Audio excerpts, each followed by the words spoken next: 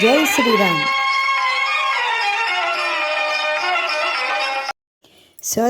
సోదరి మనందరికీ కూడా ఝాన్సీ ఆధ్యాత్మిక ముచ్చట్లకి స్వాగతం, సుస్వాగతం. ఈరోజు గీతావాహిని ధారావాహికలో అష్టావక్ర గీతలోని విశేషాల గురించి చెప్పుకుంటున్నాము. క్రిందటి సంచికలలో జ్ఞానాష్టకం అంటే 8 శ్లోకాలలో జ్ఞానాన్ని, ఆత్మ గురించినటువంటి సత్యజ్ఞానాన్ని ఏ విధంగా పొందాలో అష్టావక్రులు చెప్పటము, అది విని జనక మహారాజు ఆత్మనిష్ట ఏ విధంగా పొందుతున్నారో చెప్పటము, బ్రహ్మనిష్టని పొందటానికి ఎలాంటి ప్రయత్నాలు చేస్తున్నారో జనక మహారాజు చెప్పటము విన్నాం. ఇప్పుడు జనక మహారాజు తాను ఏ విధంగా ఆనందాన్ని పొందుతున్నారో కూడా అష్టావక్రునికి చెప్తున్నారు. నిజంగా ఇదంతా కూడా మనం విని అర్థం చేసుకుని ప్రయత్నం చేస్తే, ప్రయత్నం అక్కర్లేదండి, అప్రయత్నంగానే మనకి ఆ ఆనందం వస్తుంది. చాలా సులభమైన రీతిలో జనక మహారాజు తన మనసుని ఎంత నిష్ఠగా, ఎంత నిశ్చలంగా ఉంచుకోగలుగుతున్నారో చెప్పారు. ఇవన్నీ కూడా మనం చాలా సునాయాసంగా చేయగలుగుతాం. కాకపోతే మనకి అది చెయ్యాలి అనేటువంటి చక్కటి దృఢమైనటువంటి ఆలోచన రావాలి, అంతే. ఈ కార్యం చెయ్యాలి అని మనం అనుకుని పూనుకుని ఇంట్లో గల సంసార కార్యక్రమాలు ఏ విధంగా చేస్తున్నామో అదేవిధంగా మనసుకు సంబంధించినటువంటి ఈ నిశ్చలమైన వ్రతాన్ని ఏ విధంగా మనం పూనుకుని చేస్తామో మనకు తప్పకుండా సాధ్యమేనండి.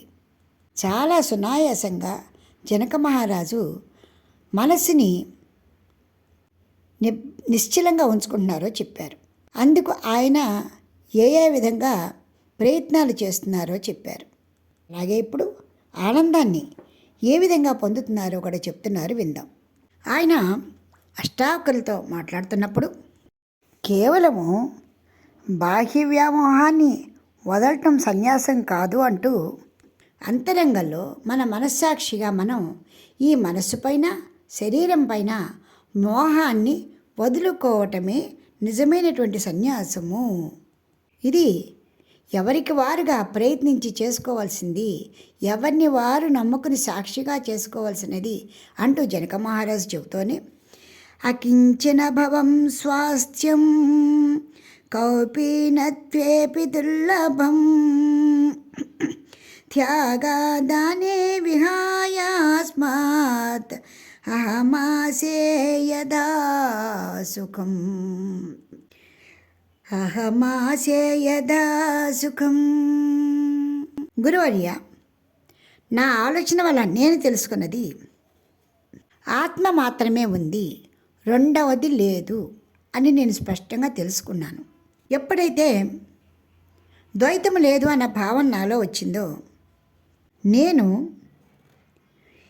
ఏదో త్యజించాను అనేటువంటి భావం కానీ అనుభవించాను అన్న భావాన్ని కూడా వదిలేసి చాలా సుఖంగా ఉన్నాను. నాలో ఏ భావము రావటం లేదు, నిర్మలంగా ఉంది. ఒక పాషాణానికి ఏ భావాలైనా వస్తాయా? నా మనసు కూడా అదే విధంగా స్థాణువై ఉన్నది. కుత్రాపి ఖేదకాయస్య జుహా కుత్రాపి ఖిద్యతే మనః కుత్రాపి తత్యక్త్వా పురుషార్థే స్థితః సుఖం. శరీర శ్రమ ఒకచోట, మాటలాడటం వలన అలసట మరొక చోట, ఆలోచనల అలజడితో ఇంకొక చోట, ఈ విధంగా మన శరీరంలో అలసట అనేక రకాలుగా ఉంటుంది. ఏ అవయవాన్ని ఎక్కువగా ఉపయోగించి పనిచేస్తే ఆ అవయవానికే అలసట వస్తూ ఉంటుంది. ఖచ్చితంగా మనం ఆ అవయవానికి మన విశ్రాంతి ఇచ్చే తీరాలి. శరీరం అంతా కలిపి ఒకటే అయినా ప్రతి అవయవము కూడా శక్తిని మించిన శ్రమ పడుతూనే ఉంటుంది. ఈ అవయవాల శ్రమ ప్రభావం కూడా నా మనసుపై పడకుండా జాగ్రత్తగా ఉంటున్నాను. ఎప్పుడైతే నేను గమనించడం లేదో సంతోషంగా జీవించగలుగుతున్నాను. నిజానికి మన అశాంతికి, అలసటికి కారణం మనం చేసే పనులు, మన మనసులోని ఆలోచనలు, మన మాటలే. మన వల్లే మనంతటిగా మనమే శ్రమ, బాధ, అనారోగ్యం తెచ్చుకుంటున్నాం. ఈ విషయాన్ని మనం ఎప్పుడైతే గమనించామో అప్పుడే అన్నిటినీ వదిలేసి ప్రశాంతంగా ఉండగలము. అన్నిటికీ కారణం మన వ్యామోహం అండి. ఉదాహరణకి లేడి, భ్రమరం, సీతాకోకచిలుక, ఏనుగు, చేప, ఇవి వాటికి ఉన్న ఏదో ఒక జ్ఞానేంద్రియం మీద ఆధారపడి వాటి ప్రాణాలకి ముప్పు అవే తెచ్చుకుంటున్నాయి. ఇవన్నీ ఏదో ఒక ఇంద్రియం మీద వ్యామోహంతో తమ చావు తాము కొని తెచ్చుకుంటే, మనం పంచేంద్రియాల మీద వ్యామోహంతో మన చావును మనమే కొని తెచ్చుకుంటున్నాం. అక్కర్లేని వాటి కోసం ఆరాటపడటం, బాధపడటం, ఏదో విధంగా మనస్తాపం తెచ్చుకోవటం, లేకపోతే అనారోగ్యాలు తెచ్చుకోవడం చేస్తున్నాం. ఎప్పుడైతే అన్ని పరిస్థితులలో కూడా నిర్మలమైన మనస్సుతో ఉన్నామో, అంటే ఎటువంటి వ్యామోహం కూడా లేకుండా ఉన్నామో, ఆ పరిస్థితుల యొక్క ప్రభావము మన మీద ఎప్పుడూ ఉండదు. అర్ధానర్థో నమే స్థిత్యా గత్యా వా శయనేన వా తిష్టన్ గచ్చన్ స్వపం తస్మాత్ అహమాసే యథా సుఖం. ఎప్పుడైతే నేను అలాంటి ఆలోచనలో ఉన్నానో, కర్మలు చేయడంలో కానీ వదిలేయడంలో కానీ నాకు ఎలాంటి ఇబ్బంది లేదు. వాటి యొక్క భావాలు నా మీద ప్రభావం చూపించవు. స్వపతో నాస్తి మేహాని సిద్ధిర్యత్నవతో నవా నాసోల్లాసో విహాయాస్మాత్ అహమాసే యథా సుఖం. ఆ కారణంగానే పని చేస్తూ ఉన్నా, నిద్రపోతూ ఉన్నా నాకు ఎలాంటి ఇబ్బంది లేదు. అంటే ఎప్పుడు కూడా నా మనస్సు, నా ఆత్మ విశ్రాంతి స్థితిలోనే ఉంటుంది.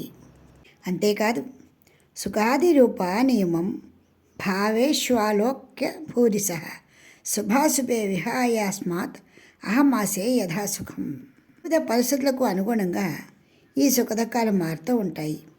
ఈ విషయం తెలిసి ఆయా పనులని, పరిస్థితులని, సమస్తాన్ని కూడా నిమిత్త మాత్రంగా చేస్తున్నాను కాబట్టి నేను సుఖంగా ఉన్నాను. వాటి యొక్క ప్రభావం నా మీద పడటం లేదు. ఆ కారణంగా నేను ఎప్పుడు కూడా ఆనంద రూపంతో ఉన్నాను, ఆనంద స్వరూపంలో ఉన్నాను అంటూ జనక మహారాజు చెప్పారు. జ్ఞాతే సాక్షి పురుషే పరమాత్మని చేశ్వరే నైరాస్యే బంధమోక్షే చ నా చింత ముక్తయే మమ. ఎప్పుడైతే ప్రశాంతమైనటువంటి కోరికలు లేనటువంటి నిర్మలమైన మనస్సుతోనే ఉన్నానో అప్పుడే సాక్షి అయిన పరమపురుషుని గ్రహించగలిగాను. ఆ కారణంగానే అటు బంధాల మీద కానీ ఇటు మోక్షం మీద కానీ నాకు ఎలాంటి తాపత్రయమో లేదు, ఎలాంటి వ్యామోహం కూడా లేదు. ఈ కారణంగా నేను చాలా ప్రశాంత చిత్తున్నై ఉండగలుగుతున్నాను.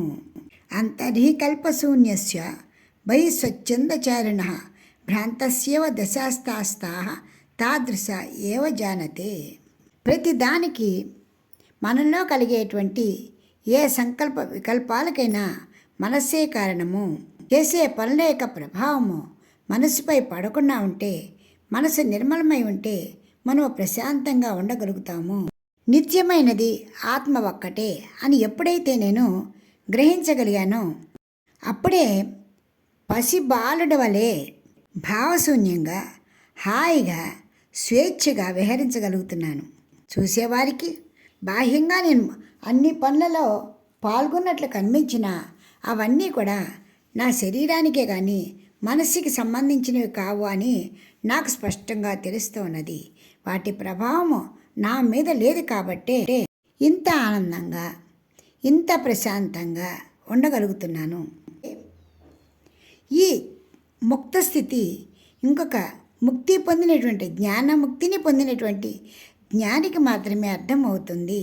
కాబట్టి గురుదేవ, నేను రాజకార్యకలాపాల్లో పాల్గొన్న బంధుమిత్రులతో కుటుంబ వ్యవహారాలలో నేను పాల్గొంటూ ఉన్నా వాటికి నా మనసుకి ఎటువంటి సంబంధమూ లేదు. వాటి మీద ఎలాంటి భావము నాకు రాదు. వాటి ఫలితాల మీద కూడా నాకు హక్కు లేదు, బాధ్యత లేదు. కాలానుగుణంగా, పరిస్థితులకు అనుగుణంగా ఏది వస్తే అది చేస్తున్నాను. ఏది తారసపడితే అది తింటూ ఉన్నాను. నిర్మలంగా ఉండగలుగుతున్నాను. కాకపోతే ఈరోజు నేను నిశ్చింతుడనే ఉండగలిగాను అంటూ అష్టావకునికి జనక మహారాజు చెప్పారండి. చూసారా ఎంత నిర్మలంగా జనక మహారాజు చెప్పారో. చాలా చిన్న విషయం. హాయిగా మనం ఏదీ పట్టించుకోకుండా ప్రశాంతంగా జీవనం గడిపితే మనకి ఏ అనారోగ్యాలు ఉండవు. మన పెద్దవాళ్ళు కూడా చెబుతూ ఉంటారు, చూసి చూడనట్టుగా ఉండండి, పెద్దవాళ్ళు అయిన కొద్దీ ఏమీ పట్టనట్టుగా ఉండండి, జాగ్రత్తగా ఉండండి అని చెబుతూ ఉంటారు. అలా ఇంచుమించుగా పెద్ద వయసు వచ్చేప్పటికి అలా ఉన్నాం అనుకోండి, మనకి అనారోగ్యాలు రావు, ఏ కోపతాపాలు ఆవేశాలు కూడా రావు. కాబట్టి మనందరం కూడా జనక మహారాజులాగా ప్రశాంతమైన జీవితం, తామరాకుపై నీటి బట్టి ఎలా ఉంటుందో ఆ విధంగా మన జీవితాన్ని గడుపుకుంటూ సుఖంగా ఉందాము. వచ్చే సంచికలో అష్టావక్రులు ఏం చెప్తున్నారో కూడా విందాం. ఇప్పటికి స్వస్తి. జై శ్రీరామ్. మీకు ఈ వీడియో నచ్చితే లైక్ చేయండి, షేర్ చేయండి, సబ్స్క్రైబ్ చేయండి.